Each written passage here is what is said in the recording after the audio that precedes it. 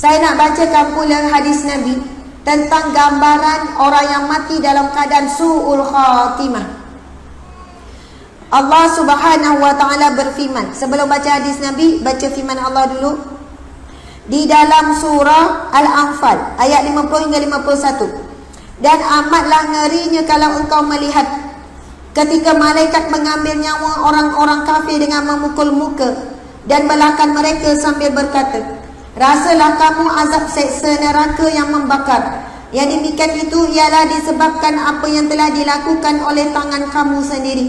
Kerana sesungguhnya Allah tidak sesekali berlaku zalim kepada hamba-Nya. Dan antara hadis Nabi yang menceritakan keadaan orang-orang yang mati dalam su'ul khatimah antaranya.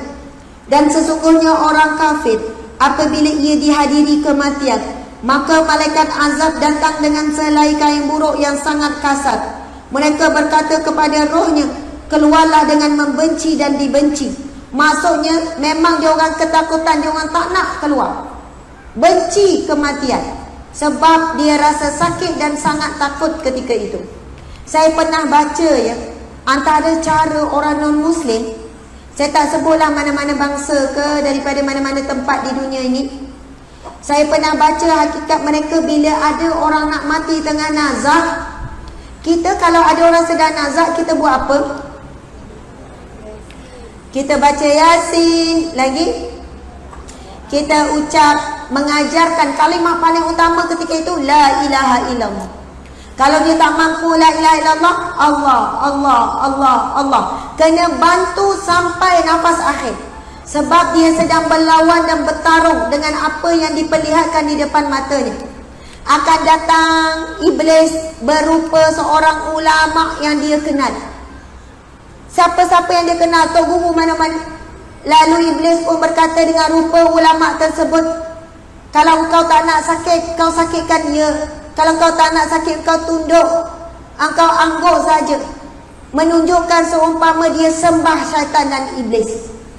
Kalaulah kita sebut juga Allah, Allah, dia tetap Allah, Allah, Allah, dia bertahan. Lalu dia datang pula dalam rupa bentuk ibu yang telah lama meninggal. Nak, kamu sakit ke nak? Sakit mak. Kalau kamu sakit, mak boleh tolong, tapi kau kena tundukkan sikit kepala tu. Tundukkan nanti mak tolong. Allah, Allah, Allah, la ilaha illallah. Tiada ilah yang disembah melainkan Allah. Tiada tempat bergantung melainkan Allah. Tiada tempat meminta pertolongan melainkan Allah. La ilaha illallah. Datang dalam rupa isteri, dalam rupa anak, macam-macam. Pertanggungan yang paling hebat manusia seumur hidupnya adalah saat roh nak berpisah daripada jasad.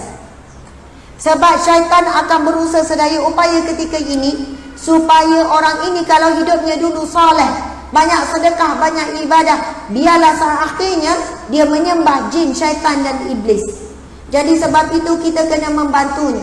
Saya pernah baca dan kisah benar bagaimana mereka yang non-Muslim bila menghadapi kenazakan, sedang nazak ahli keluarga ke siapa, dia akan biarkan di dalam bilik seorang diri.